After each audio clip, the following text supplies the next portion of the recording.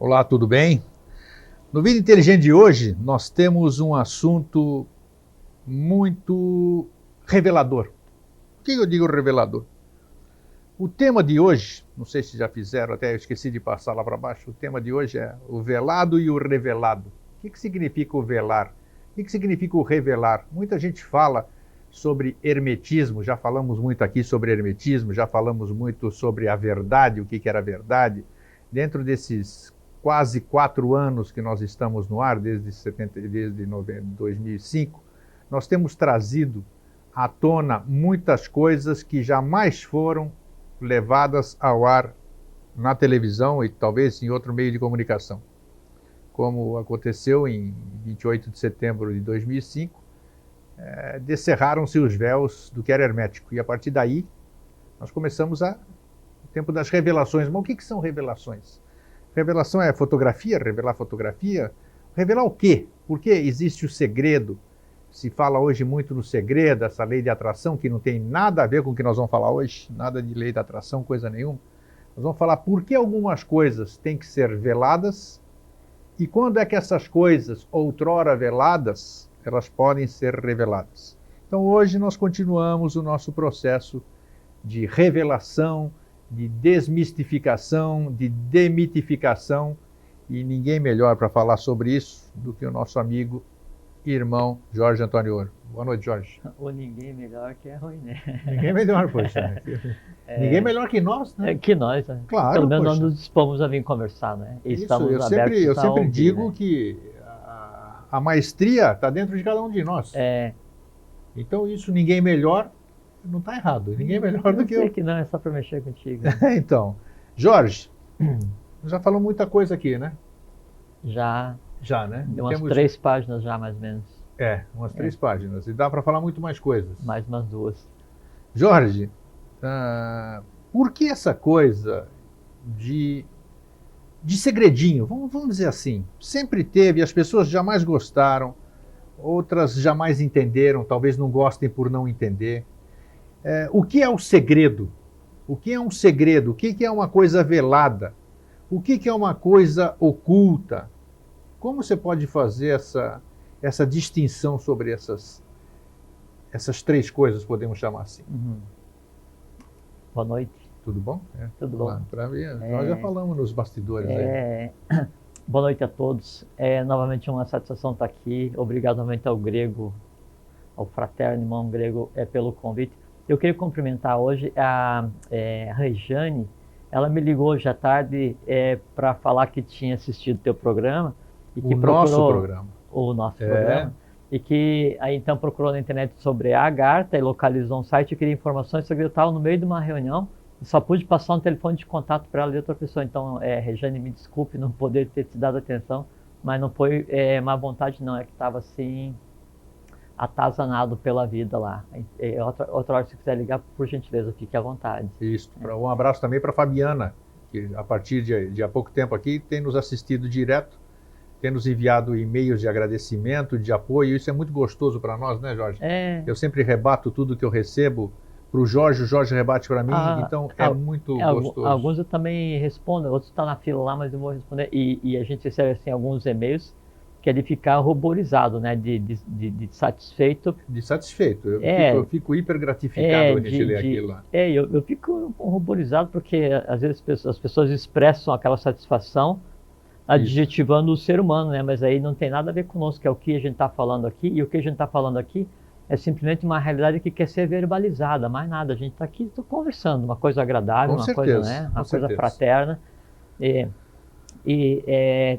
Não sei quem foi, você mandou um e-mail, né? Foi. Que quem estava assistindo disse que se sente assim, entre amigos, entre irmãos, conversando, né? Não é como se fosse um programa de TV. E realmente não é. A gente está aqui para conversar, repartir com ao vivo, né? O programa é ao vivo, 3222-1137. Você pode telefonar, você pode formular sua pergunta.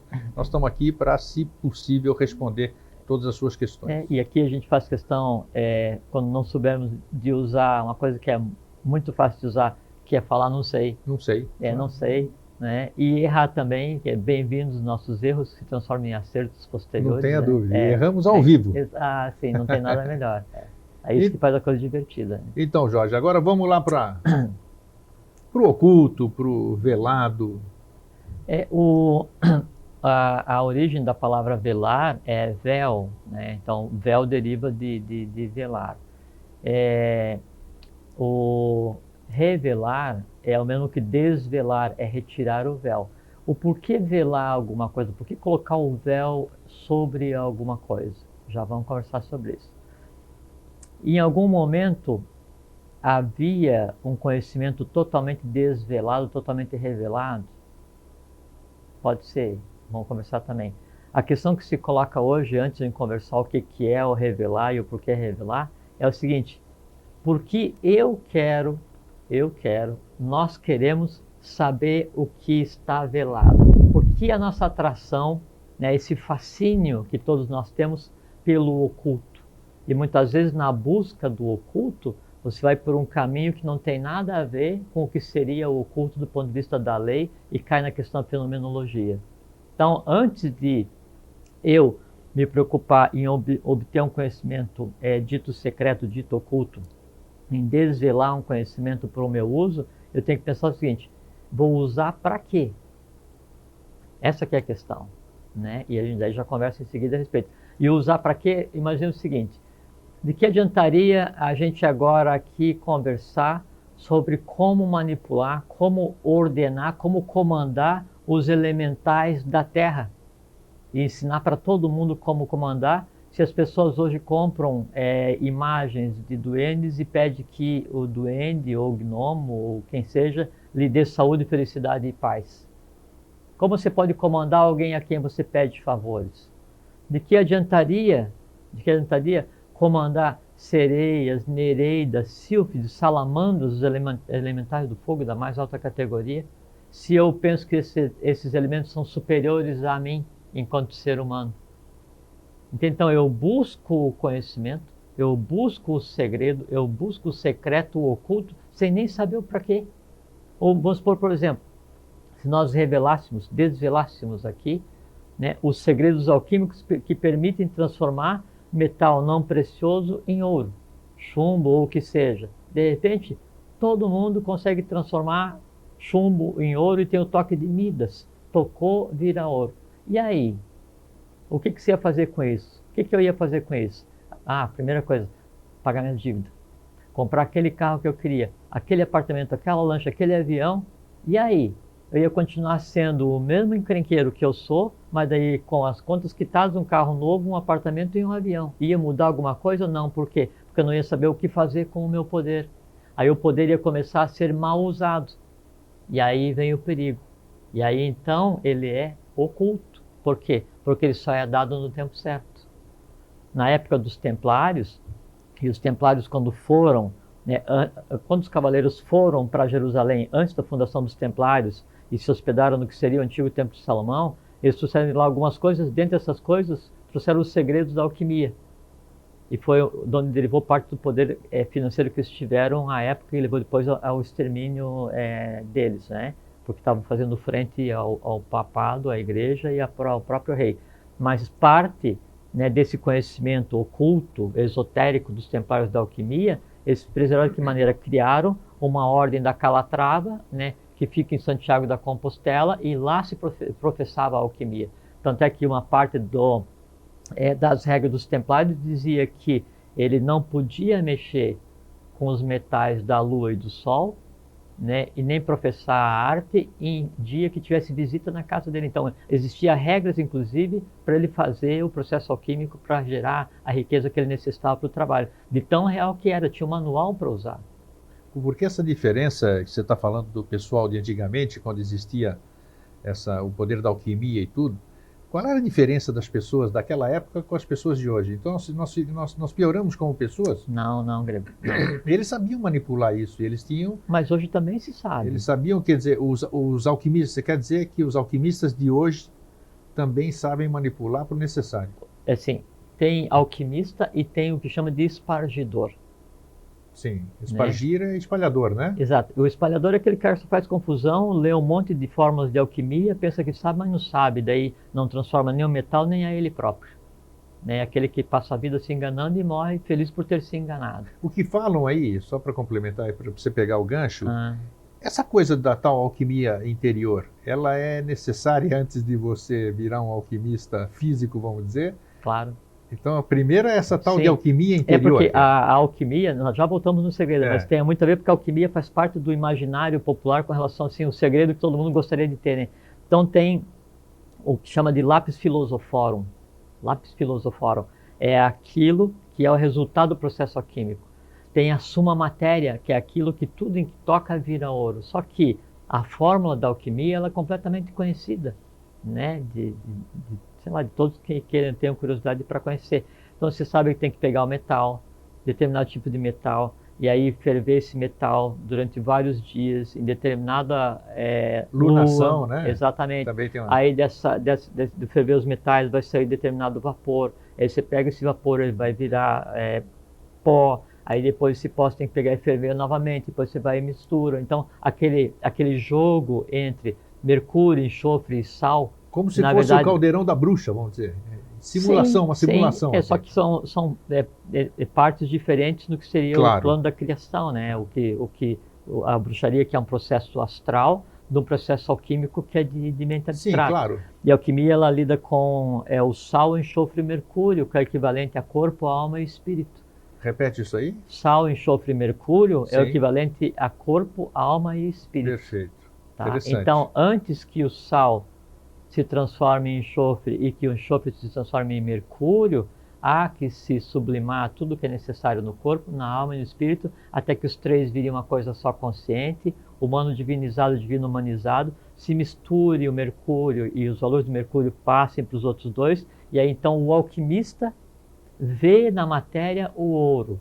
Quando o alquimista vê na matéria o ouro, é porque o ouro já está nele alquimista. Aí a matéria ouro se entrega a ele, alquimista, para ser bem usada. Entendi. Então não tem condição de alguém virar alquimista se não fizer alquimia interior. Não. Uma das razões, bem... inclusive, da queda dos Templários foi que o rei, na época, eu não lembro se era Pipino Belo, era um desses danados aí, né? Ele tentou entrar nos Templários, ser admitido, exatamente para ter acesso ao domínio da alquimia que se professava na Ordem da Calatrava, né? E foi recusado porque ele não tinha valores morais para ser um alquimista, né? E uma das razões, então, de ter levado à queda dos Templários. Qual é o caminho, vamos repetir aqui, isso é importante dentro do nosso assunto, a gente sempre converge para outras coisas, Sim, né? Mas não tem jeito. Qual é o caminho para a alquimia interior? Já tem livros e mais livros escritos, você já viu, né? Eu sei. Isso aí é o popular, é a mesma coisa do que o horóscopo de jornal. Alguma coisa existe. Qual seria o caminho mais fácil hoje, já que nós estamos falando em segredos, em revelações, em velações, tudo isso aqui, qual seria o caminho melhor para se iniciar no caminho realmente da alquimia, da transformação interior? Que existe muita fantasia, né? O que mais existe é fantasia. Fica enganando as pessoas, dizendo que você se transforma dessa forma, isso aqui, tal, e a conversa fiada. Então, qual é o caminho? Como eu começaria hoje, vamos dizer, como todo mundo diz, vou começar uma dieta hoje, vou deixar de tomar refrigerante, vou comer comida mais frugívora, mais saudável, tal. Então deve existir também um caminho dentro dessa tal de alquimia interior. Como começar uma alquimia interior? A alquimia, ela pressupõe primeiro um processo caótico, né? Porque pressupõe fogo. Fogo é a Agni, é o elemento transformador por excelência, né? Aí há que se iniciar um processo de depuração, de sublimação daquilo que me levou a existir, minhas tendências positivas e negativas. Nenhum alquimista, ninguém pode pensar, não, eu sou um ascensionado, eu sou um mestre, um adepto, um homem perfeito, um Buda, né, um avatar, um bodhisattva, um duija. Não interessa que apelido você acha que você pode se dar, se você não conscientemente iniciar um processo de autotransformação, né, de sublimação daquilo que você tem para resolver no plano astral, nas emoções, na mente concreta, para que você fique sereno, pacífico, permeável a você mesmo, não vai conseguir andar. Mas então, sozinho, é possível se iniciar esse processo sozinho? Claro que sim. Você acha que sim? Claro que Primeiro, pelo que você está falando... Sem ter, assim, você fala um mestre físico para te orientar? Não, claro, não é isso, não é um mestre físico, um orientador que eu digo, por exemplo. Como é que eu vou fazer uma transformação em mim se eu não sei o que transformar?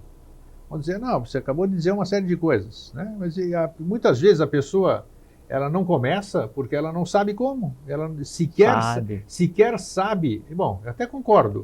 A pessoa eu até concordo sabe. Que sabe, né? Que a gente sempre foge daquilo que a gente tem medo. O que falta, Grego, assim, quando eu vou me propor assim, para fazer uma viagem, primeiro eu tenho que saber quem eu sou.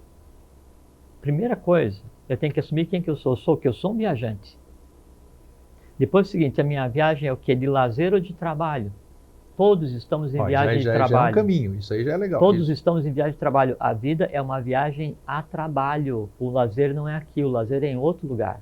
É o lazer da consciência, a pax divina, não a paz humana. Então, eu tenho que saber quem eu sou. Sou um viajante. Eu tenho que saber qual é o objetivo da minha viagem. Viagem de trabalho. Trabalho por quem? Por mim e pelo gênero humano. E eu tenho que saber depois, obviamente, e é imprescindível isso, qual é que é o meu objetivo. Eu vou chegar onde?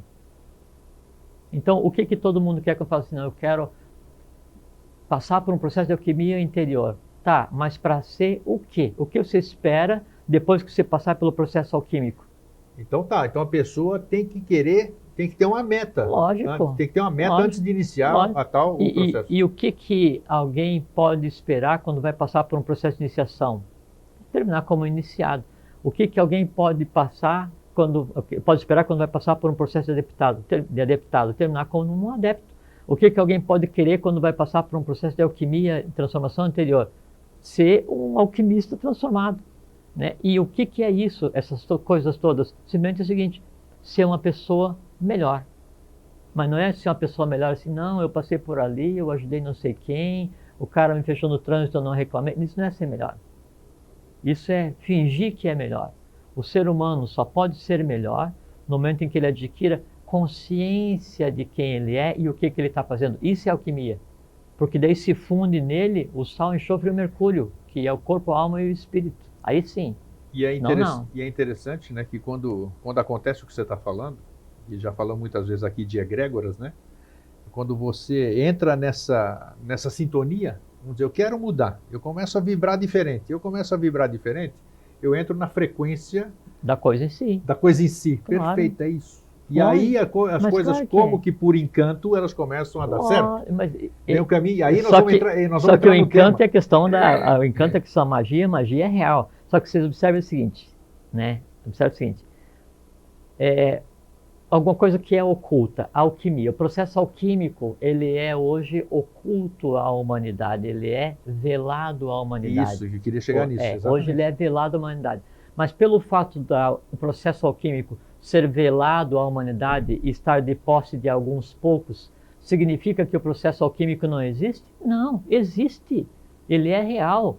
Ele hoje está sendo processado, né, praticado, em algum lugar, de acordo com a necessidade. E ele é revelado conforme a necessidade. Exatamente. Ele é transmitido. E quando eu transmito alguma coisa para você, eu digo assim em grego, a alquimia funciona assim, eu vou e te conto como é que funciona, tá certo? Aí, quando eu digo para você como é que é, não é que eu estou tirando aquele segredo de algum lugar, eu estou tirando o véu e te mostrando, não sei o que a coisa fantástica. Não, ele existia. Só que é o seguinte, como eu sabia, eu tinha o caminho para essa coisa oculta. Sim. Porque eu tinha adquirido o direito de usá-la, ou acessá-la, ou vê-la. Quando eu falo para você grego, é assim, eu revelo para você. E revelar é o mesmo que desvelar, é tirar o véu. Quando eu tiro o véu, eu te mostro a coisa em si. Eu falo para você. Falar. For fares fato sum, que é brilhar, brilhar. Então, eu faço com que a coisa se apresente para você, brilhe para você. Inclusive, o termo falar, ele deriva para um termo grego chamado phaino, que é eu brilho, eu me exibo. Quando eu falo para você, eu desvelo para você essa coisa tida como oculta, o meu trabalho acabou. Aí a coisa em si, ela se apresenta para você, você olha para essa coisa, o conhecimento oculto olha de volta para você e estabelece um caminho. Aí a transmissão, ele transmite, ele quer te levar até lá. Aí você passa a fazer parte daquela realidade. Não é que ela foi criada na hora em que eu te contei, existe hoje. Tudo que há de oculto no mundo, tudo que há de oculto na história humana, na história cósmica, na história divina, ele é realidade. O fato de estar velado não quer dizer que não existe. Que não exista, perfeito. Ele só se torna visível, ele se exibe, né, ele brilha quando ele é falado. E quando é que ele é falado? Quando é necessário. Né? E quando que é necessário? Quando há um propósito para que você ouça isso. Essa que é a responsabilidade de quem tem que transmitir o conhecimento, quem tem que desvelar, quem tem que revelar o conhecimento. É fazer com que a coisa seja dita, a coisa seja plasmada, a coisa seja parida, criada, né? E mostrada a quem de direito no momento certo. Quem decide a quem de direito? Você, a própria lei, o karma. E o que vai ter que ser feito? Não sei, isso é a coisa de cada um. Então, quando eu for buscar um conhecimento oculto, eu tenho que saber, eu quero saber, tem um fenômeno, um processo chamado tumo, T-U-M-O.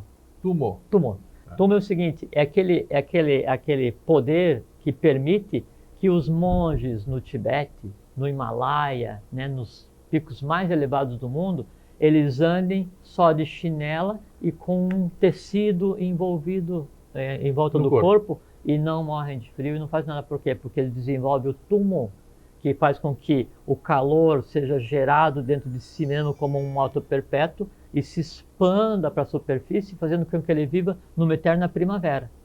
Aí então, ok, meu objetivo é desenvolver o tumo.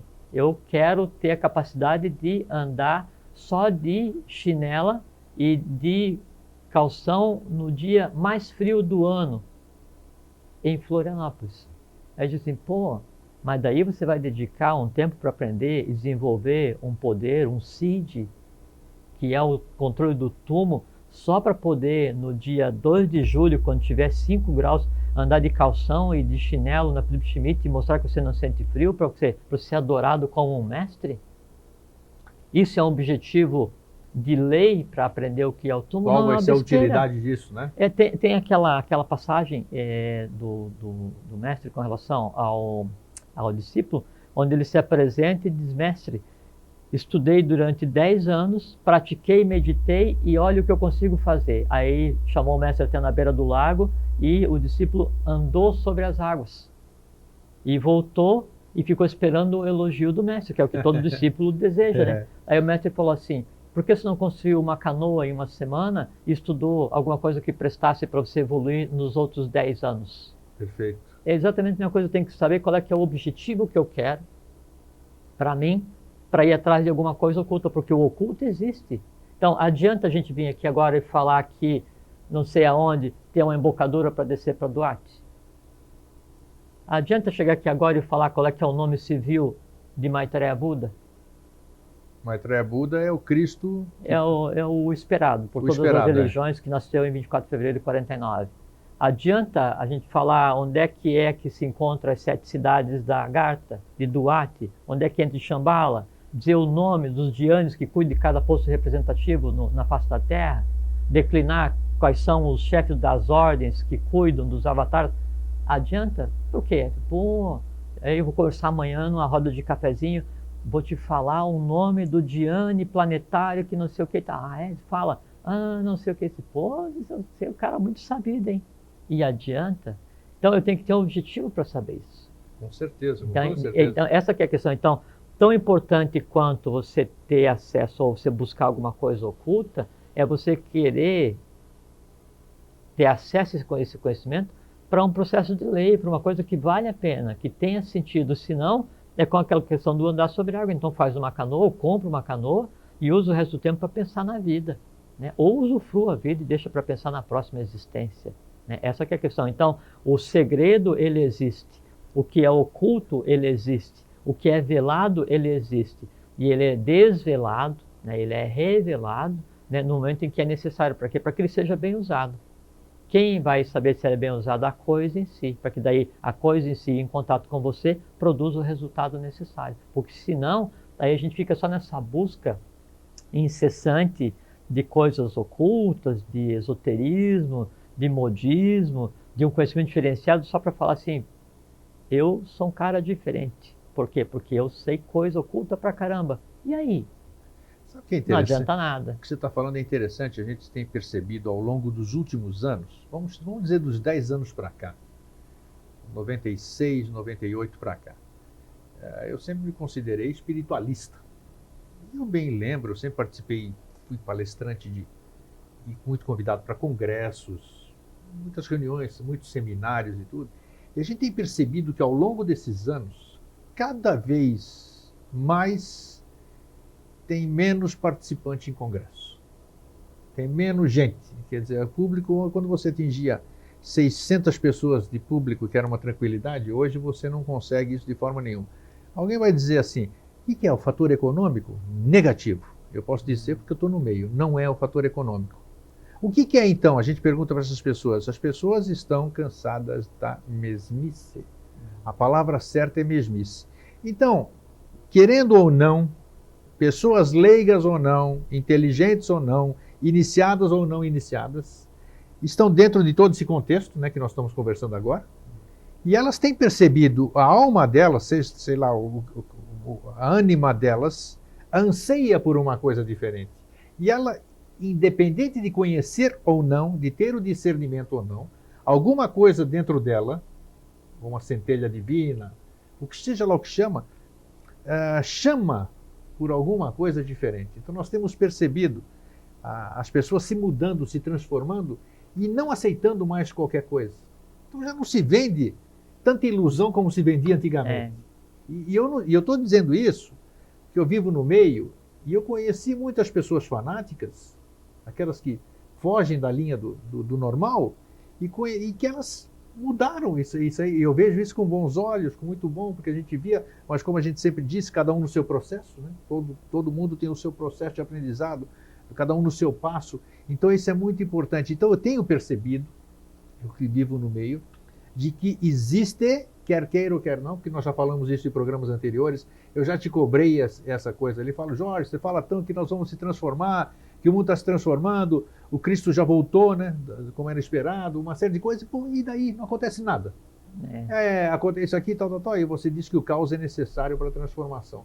Então eu tenho percebido isso e isso me dá um quê de esperança que a gente sempre fala. Você está rindo, né? Que a gente desanima. Essa é uma palavra que eu desconheço. Né? Conhece, desanimar, né? Eu desconheço. Não, então, mas às vezes dá aquela... E aí pergunta assim, mas você tem certeza? Eu disse assim, não sei, porque para que eu tenha certeza é necessário que um dia eu tivesse dúvida. Como eu nunca tive dúvida, eu não tenho certeza. Então. Né? Eu tenho o que tenho. Né? Não, mas é verdade ou não é? Claro que é. É interessante. É porque assim... Primeiro que... Alguma coisa não revelada está por trás disso tudo, caramba. Mas não tem dúvida. É que a gente tem que se dar conta assim, Grego. Assim como o oculto, né, o segredo, o secreto, essa coisa toda, ele existe agora, sendo, né, realidade no seu lugar de origem, e a gente aqui conversando, a lei, a coisa cósmica em si, né, a divindade, não a divindade antropomorfizada, a divindade manifesta em operação, ela é uma constante. Não é assim, a lei não vai acontecer só no momento em que eu vou parar e vou meditar, ou quando está havendo um ritual no Tibete, ou quando está havendo um ritual na Agartha, em Badag, em Duat, não interessa onde. Né? Não é só nesse momento, é uma coisa permanente, constante, não há um segundo de pausa, nesse segundo a lei parou de operar, nesse segundo a coisa... Não, é uma constante. O mundo, as pessoas, a coisa cósmica em si, o universo, a divindade, a humanidade, ela passa por um processo de transformação baseado na instantaneidade constantemente. O que acontece quando uma pessoa vai ter curiosidade sobre um assunto qualquer? Imagine quanta experiência essa pessoa deve ter tido e quanto mérito ela tem e qual é a pressão que ela tem dela sobre ela mesma, quer dizer, do espírito, né, da mente abstrata sobre a mente concreta e sobre o astral para transformar aquela necessidade. Assim, é como se eu tivesse necessidade de contemplar a verdade.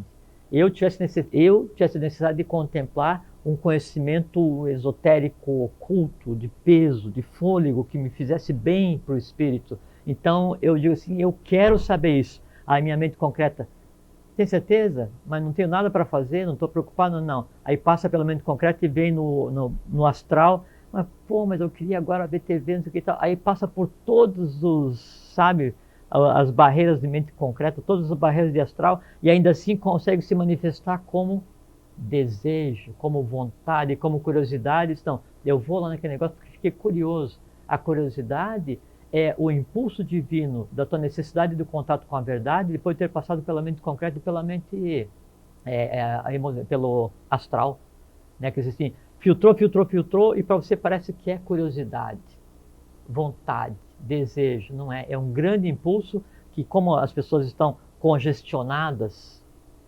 petrificadas com relação ao que é permeável da divindade, então passa assim só réstias de luz que para a gente parece curiosidade. Eu chego para você assim, curioso para saber sobre a Agartha. Aí você me diz, não, mas a Agartha é o seguinte, ela é num morro ali perto de não sei aonde, e eu tenho uma excursão que dá para ir lá para Preços Mágicos. Assim, pô, grego, pô, me levar de ônibus para a Agartha, não, tudo bem. Aí o que você fez? Você cometeu lesa evolução e lesa divindade porque você matou, né, o impulso divino que eu tinha para procurar aquilo e que se expressou como curiosidade porque eu não sei que não é curiosidade, eu não entendo o meu processo mental, não entendo como a mediunidade se manifesta, então eu digo, estou curioso, estou com vontade, pô, isso é legal, isso é diferente. Aí você chega ali e esbarra num cara que só quer saber de vender isso, vender aquilo, sabe? Mas você já percebe que o caminho não é aquele, né? Claro, só que daí eu digo assim, não, putz, fui lá, o cara quis me vender uma passagem de ônibus. Aí na próxima vez eu tenho de novo impulso. Você vai criar uma resistência. Totalmente, eu tenho impulso, não, pô, eu tô curioso sobre o que é a Agartha. Ih, cara, pô, mas outra vez eu fui lá, o cara quis me vender uma... Então eu vou, não, então em vez de ir lá procurar a Agartha, eu vou fazer o seguinte, eu vou dar uma saidinha e vou comprar aí um duende, vou comprar umas pedras ali, vou deitar, colocar umas pedras na barriga e ficar ali meditando, o resultado é o mesmo. Pronto, você já pegou um desvio. Quem é o culpado pelo meu desvio? Quem quis me vender a passagem. Ah, sim, isso é verdade. Então, tem que tomar muito cuidado quando você, né, de uma maneira impúbere, como criança, de maneira infantil, vai manipular as coisas, o conhecimento oculto, o conhecimento filosófico, com a intenção de benefício próprio, baseado na sua própria ignorância, porque o resultado disso é crime de lesa evolução e lesa divindade. Por quê? Porque você está impedindo que alguém que podia fazer o caminho através de você para ser visto pelo real conhecimento, você impede que essa pessoa vá por esse caminho, ela vai tomar um atalho, depois de 10 anos de ficar deitada com várias pedras na barriga e que não adiantou, então ela vai, pô, eu vou de novo lá ver aquele negócio da Agartha. Mas não tenha nem dúvida, tanto é que eu endosso o que você está falando, que nós temos responsabilidade. Nós, que eu digo, nós que temos contato com o público, falamos na mídia, damos palestras, tudo isso aqui, a gente tem uma grande responsabilidade, que as pessoas que estão nos assistindo, nós temos uma grande, tudo aquilo que a gente fala, a maioria delas toma como verdade. Puxa, eles estão falando, estão lá em cima daquele palco que não representa absolutamente nada, toma como verdade. Então, se a gente fala alguma coisa, como você acabou de dizer, que não seja verdadeiro, nós estamos tirando do caminho, porque elas estão em busca de alguma coisa. Se uma pessoa vai assistir alguma coisa, ela está em busca de alguma coisa, dependendo daquilo que você fala. As pessoas se perdem no caminho, você tem uma responsabilidade enorme. Sem dúvida. Então, já aconteceu comigo, e eu digo aqui, como eu já disse na frente do público, digo aqui na frente da TV, que muitas verdades, entre aspas, entre parênteses, que eu tinha em certa ocasião e eu levei a público, e que depois, passados os anos, elas se modificaram ou não eram conforme eu as via, eu voltei a público, claro. Eu disse, vocês me desculpem, que aquilo que eu falei há anos não condizia com o que eu acredito agora. Então eu peço desculpas, a verdade agora é desta forma. Mas é um processo lícito, né, Grego? Porque ninguém é dono da verdade. Exato, ninguém é dono da verdade. Então você tem que aprender e compartilhar esse aprendizado. O princípio básico de um processo de troca de informação com um outro ser humano, né, é o respeito. Então eu tenho que respeitar essa criatura porque eu não sei quem essa criatura é que eu vejo agora, eu não sei quem essa criatura é que me assiste, então eu o respeito tanto quanto eu respeito a mim mesmo. Eu não desejo falar uma inverdade tanto quanto eu não gostaria de ouvir, eu não quero levar ninguém para o caminho errado tanto quanto eu gostaria de... E eu respeito igual a mim mesmo E eu me respeito pra caramba, por quê? Porque eu sei o que eu sou. E o que eu sou? Um ser humano como todos. Só que eu vejo um ser humano como todos como uma grande coisa, não como se quer acreditar que um ser humano é uma merreca. Né? Mas a gente, inclusive, eu tenho sido muito criticado, inclusive, por amigos, né, pelas pessoas, porque muitas verdades que eu tinha em comum com as pessoas se modificaram. Claro. Então, para os olhos deles, para o ponto de vista deles, eu saí do caminho, eu me perdi. Eles estão orando por mim para que eu retome o caminho. Tem que agradecer, não, né? Não, mas eu acho que é legal a gente abordar isso. Claro que sim. Que é um comportamento que é interessante a gente ver. Nós estamos falando em revelação, em desvelar muita coisa. Então, puxa, por que você era assim? Você vai voltar? Alguma coisa está influenciando você? Os nossos irmãos estão tal. Você vai voltar para o caminho? Eu falo, caramba. E eu fico, qual o caminho? Exato, mas não adianta eu querer contra-argumentar de uma coisa que é uma descoberta pessoal e que cada um vai ter que ter a sua. Não vai ser na minha influência ou na sua que alguém vai se modificar. E sabe por quê, Grego? É que assim, que daí o caminho que cada um escolhe, ele, assim, de tanto ter sido escolhido por algumas pessoas, ele vira um ser, uma egrégora, né? E ele em si tem que ser sublimado. Não adianta você matar todas as pessoas que acreditam em uma coisa errada. Você tem que fazer com que elas entendam que aquela coisa está errada, porque no entenderem que a coisa está errada, a coisa em si se sublima e você resgata não só as pessoas, mas você resgata a coisa em si também. Você resgata o visível e o invisível. Mas não é fácil. Sabe por quê? Porque, não, inclusive, fácil não é, isso tem acontecido, mas é o caminho. Inclusive no seio da família. Lógico. Meu Deus do céu, olha, estou falando aqui, é uma forma de expressão, Deus do céu, né? Mas fica difícil porque o pai, ele é o exemplo, fala, né? meu Deus em mim ou meu Deus em Xambala. É isso aí, em Xambala, exato. Então nós somos o exemplo. Independente da idade de nossos filhos, nós somos o exemplo deles. Então quando eles veem que o pai se modificou em alguns aspectos, aqui fica difícil eles... Então você tem que respeitar. Mas a resposta para eles é assim. A liberdade de expressão deles, de crença, de credo e tudo isso aqui, e ao mesmo tempo fica difícil você pedir para que eles acreditem naquilo que você está militando, está pensando, está crendo agora, ou é a sua verdade atual, né? Não é fácil, eu estou aqui falando para vocês na frente, não é fácil esse hiato entre essas mudanças. Já disse para muita gente, digo aqui na frente das câmeras de novo, eu creio que eu fui muito mais feliz, iludido do que eu sou hoje. Você está me entendendo? Você acha que você me entende? Ele ri. Realmente não... Eleva-se a Kibel, o planetário, né? Deva Avani fala assim, eleva-se um homem, né? E se choca contra si mesmo. Eleva-se mais ainda, se choca contra a família. Eleva-se mais ainda, se choca contra a nação. Eleve-se mais ainda e se chocará contra a própria humanidade.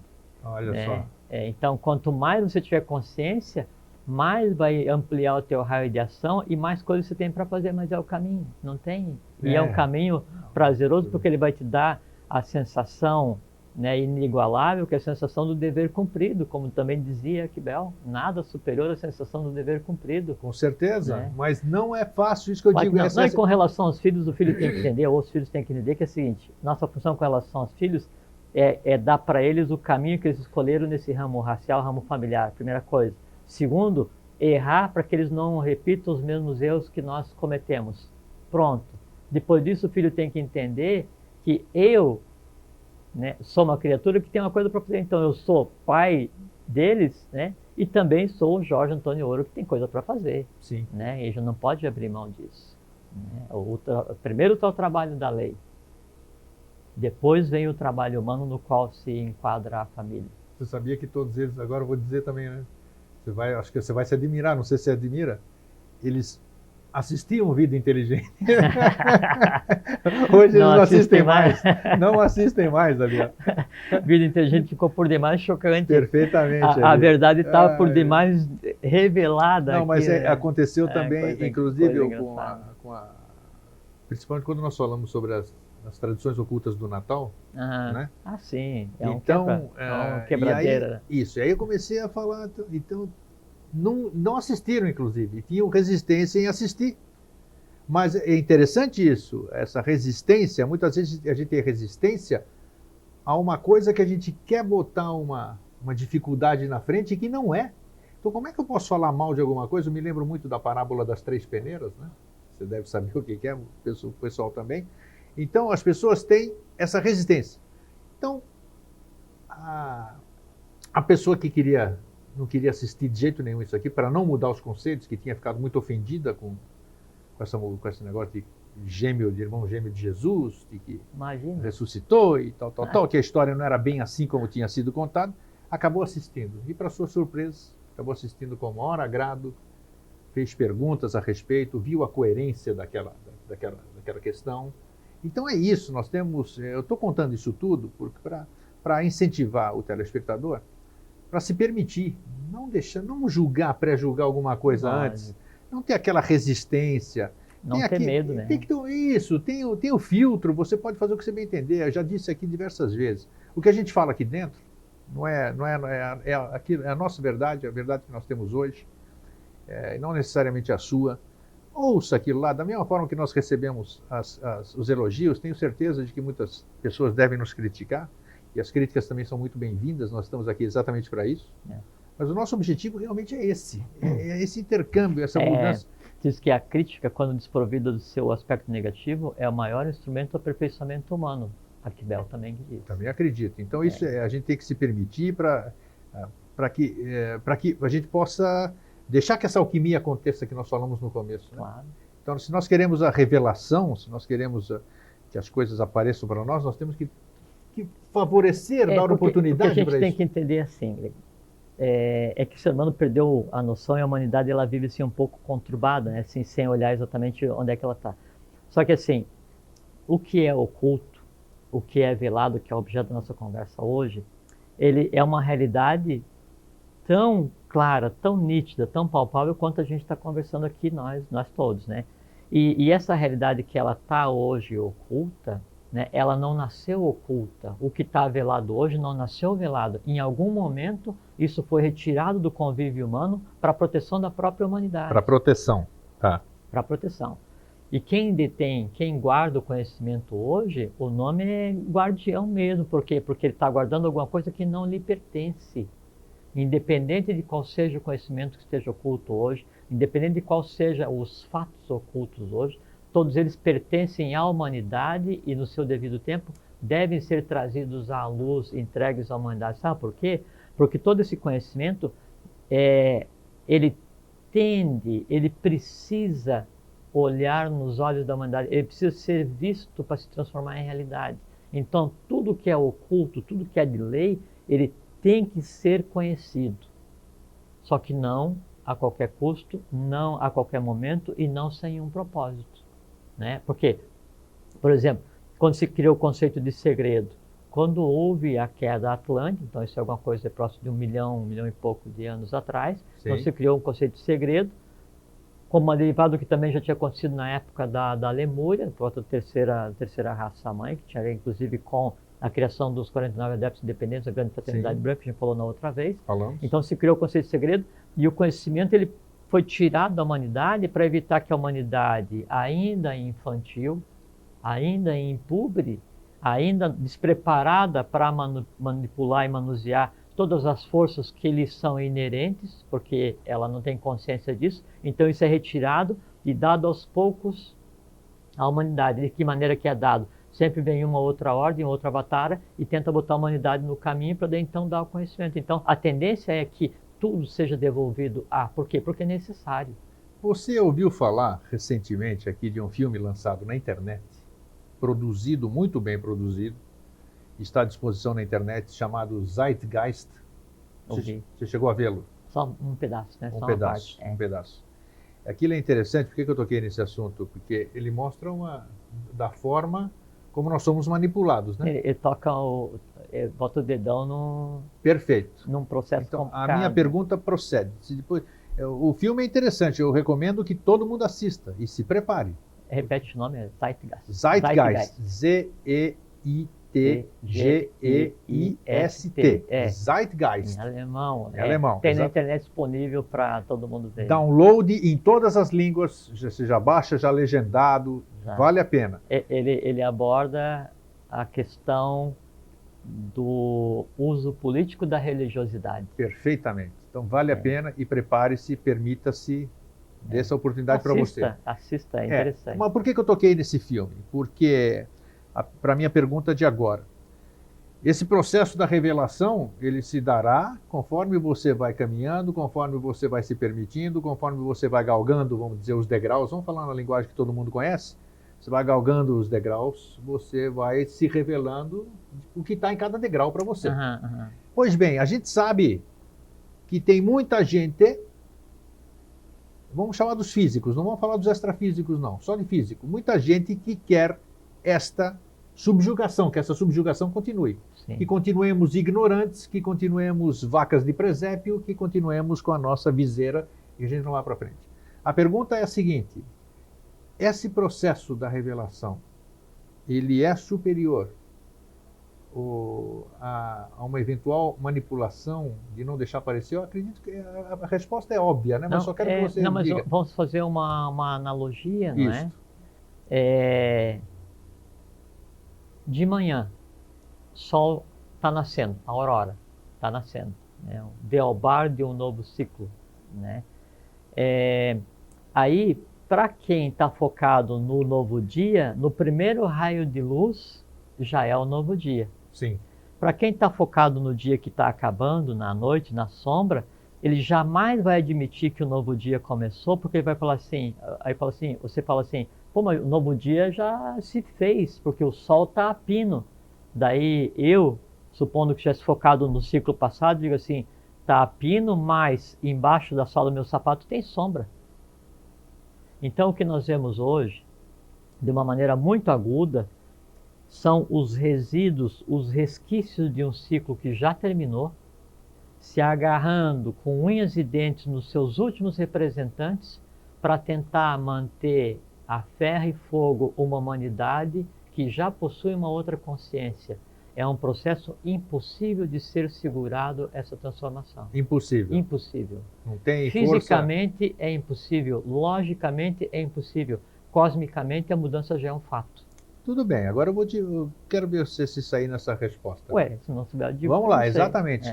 Se você está falando que é impossível, eu volto alguns programas atrás e quando houve aquela rebeldia contra a divindade na questão Atlante, sim, certo? Uhum.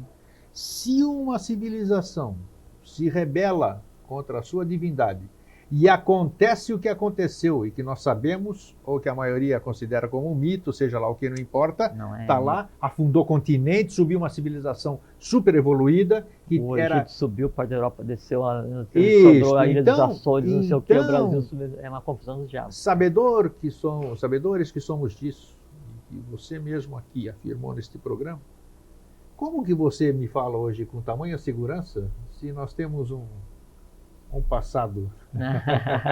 Olha o sorriso, eu gosto desse sorriso. Você gostou dessa pergunta? Gostei, ótimo. Então divirta-se, vai lá, eu quero ver responder agora. É muito legal, porque assim, a gente tem que pensar que assim, a coisa cósmica em si, ela é una, ela é polarizada para permitir a ciência da matéria. Então o sim e o não, o certo e errado, existe do ponto de vista humano. E cosmicamente isso foi criado em algum momento quando o quinto planetário disse assim, eu não vou participar da gênese humana. E aí acontece a queda dos anjos, que é narrada na Bíblia. Isso não é um mito, é quando o quinto... Figurativo, né? Real. Mas o que é a queda dos anjos? O que é? Nós já falamos, né? Caiu uma hierarquia inteira junto com o quinto planetário. Físico, real, e onde então se criou o conceito de mal humano. Tá. E aí então, isso veio por milhões e milhões e milhões de anos, sabe, se processando e vinha... E aí depois veio para o nosso globo, e aí passou as raças mães, e veio, e aí a divindade, o governo oculto do mundo tentando reparar, e vem um avatar, um bodhisattva, um Manu, e não sei o que e tal, e aí a guerra dos contrários, então aí a queda da Atlântida, não sei o que, sabe, na questão do Brasil, no Rio de Janeiro, daí os gêmeos Yetibau e Etibau-Bel morrem na Baía da Guanabara, filhos de Badesir, e eram os gêmeos, não sei o que. É o Fenício, você está falando? Isso. Tá. Quando eles habitavam no Rio de Janeiro, né? Então aí os gêmeos de Yetibau e Etibau-Bel morrem na Baía da Guanabara. Por quê? Porque o pessoal de uma ordem da mão esquerda vem e faz com que o barco afunde. Então sempre houve aquela guerra dos contrários. E foi o que originou a queda atlântica, que o rei da quarta cidade, então se levanta junto com as demais, aí ataca a oitava, sacrifica a divindade. essa coisa toda. Então, a tua pergunta, se na Atlântida, quando a própria divindade existia, coexistia, e nem sequer havia o segredo, como é que a humanidade, então, perfeita, entre aspas, comete isso? É porque na Atlântida se desenvolvia a mente concreta e inconsciente. Inconsciente, tá. Exatamente. Apesar de todo aquele fabuloso tecnologia... É como é hoje. Hoje a ciência, a técnica, ela é inconsciente, ela está a trabalho da mente concreta. Sim. Né? E agora... Eu não entendi ainda. Qual é a diferença daquela mente com a nossa mente de hoje? Nenhuma. Que hoje a tônica da quinta raça que nós estamos é o desenvolvimento da mente abstrata, da parte divina que deve subjugar a mente concreta. Ah, tá. Não só Coisa isso. que não existia no passado. Não existia no passado, porque é um processo de descida e de subida. Certo. Sabe? Mas não só isso. Acontece que é o seguinte, e isso é uma coisa que aconteceu agora, que nunca tinha acontecido antes cosmicamente e que jamais vai acontecer de novo cosmicamente. Por quê? Porque o não cósmico, a criação do segredo, a criação da palavra não, a criação da palavra mal, do conceito de mal, ele foi feito uma vez só na história do universo, que foi quando o quinto disse que não queria participar da gênese humana porque a humanidade estava imperfeita para receber o que ele tinha para dar. O que acontece? Ele se lança para fazer com que a humanidade evolua mais rapidamente, junto com toda uma hierarquia. Aí, então, criou essa questão do bem e mal cósmico e humano. Aí, o que acontece? Esse ir e vir da divindade fez com que, em determinado momento, aí o próprio sexto planetário, o que seria, né, o regente da humanidade futura, ele vem e existe humanamente, nunca aconteceu, existe humanamente, e há um embate entre forças divinas no plano humano. Quem era esse que veio? O sexto planetário, Aquibel. Aquibel, tá. Aquibel. Mas é o que está regendo hoje. É o regente de hoje? Aquibel é o regente de hoje? É assim, é que hoje, daí, eu já te respondo assim que terminar de falar. Então aí, o sexto planetário vem, assume funções humanas junto com a sua contraparte, Aquibel Alamirá. Sim. Entende? E aí ele reescreve todo o passado, presente e o futuro humano, ao mesmo tempo em que ele reescreve todo o passado, presente e futuro divino. E aí acontece o quê? O embate que existia antes cosmicamente e humanamente no conceito de mal, ele deixa de existir e chegou um momento em que se diz que as duas bocas beberam na mesma taça. O quinto e o sexto finalmente fazem as pazes. O quinto é entronizado no lugar onde ele devia ter ido no momento em que ele disse que não queria, ele volta e assume e fica por um período até que ele assuma de novo a gênese humana. Então, cosmicamente, não existe mais sequer o conceito de mal. Então, você me pergunta, vai dar certo? Você tem certeza que vai dar certo? E eu te disse, não tenho certeza porque eu não conheço a palavra dúvida. Né? Então, é obrigatório porque cosmicamente é um fato consumado. Se cosmicamente não existe mais o não existe mais o contrário, não existe mais o mal, como humanamente ele vai sobreexistir? Não pode. Né? Então, as coisas todas, o xadrez cósmico, as peças do ponto de vista cósmico, elas voltaram para o seu lugar de origem e não há mais ninguém caído. Não há mais hierarquia rebelada. Não há mais oposição cósmica. O que tem ainda é resíduo humano de uma oposição cósmica. E ele tende a ser sublimado, que é o que a gente está presenciando hoje.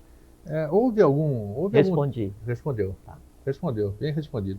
Houve algum tempo no passado, porque o que a gente lê, isso aqui acho que é oportuno perguntar, diz que teve uma certa ocasião, há milhões de anos, sei lá, atrás, na Terra, houve um momento, dizem, eu já li isso aí, houve um momento em que alguém, ou a hierarquia, ou sei lá quem for, não importa, teria quase que desistido da humanidade terrena. É verdade isso? Não. Nunca? Jamais. Jamais? Jamais. Mais um mito que vai... Jamais. Não houve essa história? Não, nunca. Que aí, porque disse, pô, não quero nem entrar no mérito da questão. Diz que aí o ser de Vênus veio para cá, né? Não. Diz que era a situação que era a única. Então, o ser de Vênus então falou, não, sou eu que vou lá, então eu vou lá e vou redimir, isso aqui já vem assim. Vênus teve a sua humanidade, mas só que Vênus está em uma ronda planetária diferente. Sim, diferente. Ele fisicamente é impossível. O que acontece é que todos os planetas onde já existiu humanidade em rondas diferentes tem representatividade na Terra, Sim. né, na Agartha, nas 7 cidades. Enquanto quando se diz que um venusiano participou da gênese humana, não é um venusiano, é um venusiano com valores aqui. Sim. É um pai, Sim, um sim, Pitra, sim, sim. Gnisvata, Barishad, né, e um Sura, Asura. Então, todas as cadeias participando da gênese humana. A própria divindade se lança, né, no gênero humano, né, e o gênero humano tem que dar certo, porque é através do gênero humano que se extingue a principal limitante divina, que é a geometrização. A divindade hoje, independente em qual nível ela esteja, ela não entende a matéria mais densa porque perdeu a capacidade de geometrizar, porque houve a queda do 5º planetário.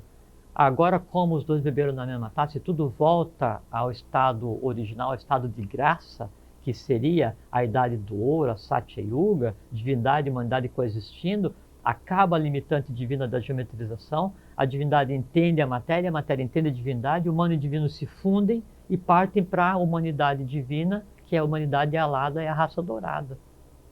Essa é a apoteose do gênero humano. Então, em nenhum segundo cósmico, jamais a divindade se cansou ou pensou em desistir do gênero humano.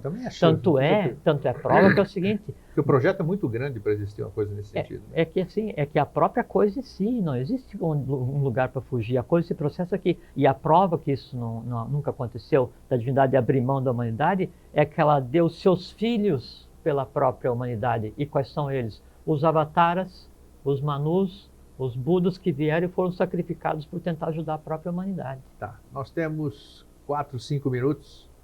Agora eu vou... Sabe o que eu quero de você? Revelações. Então você tem esses 5 minutos, você vai optar pelo tipo de revelações que você vai querer fazer. Revelações de ordem das pessoas, revelações do que a gente pode esperar doravante, o que a humanidade pode esperar nesse ano que nós iniciamos já. Nós já estamos no 2º mês, o tempo voa, né? O tempo nosso relativo. O que nós temos para frente, o que a gente pode melhorar, o que cada um pode fazer para fazer a sua parte, para ajudar nesse processo, né? Não adianta a gente só falar que somos parte do todo e não vivenciarmos essa coisa, né?